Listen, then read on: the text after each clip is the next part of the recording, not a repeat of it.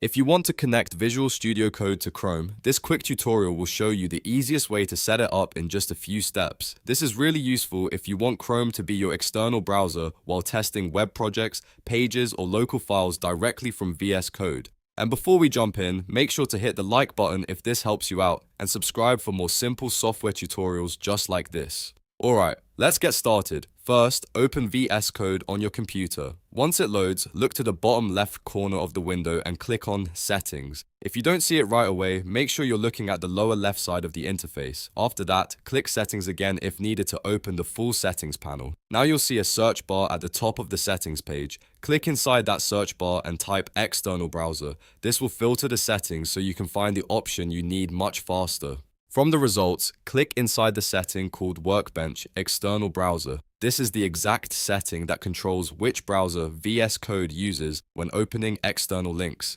Once you've selected it, type Chrome into the field. After entering Chrome, VS Code will know to use Chrome as the external browser for your workflow, and that's really all there is to it. Now, when you work in VS Code and need to open something externally, Chrome will be the browser it uses. This is a simple change, but it can make your development setup feel a lot smoother and more convenient. If this video helped you, please give it a like, subscribe to the channel, and turn on notifications so you don't miss the next easy tutorial. Thanks for watching, and I'll see you in the next one.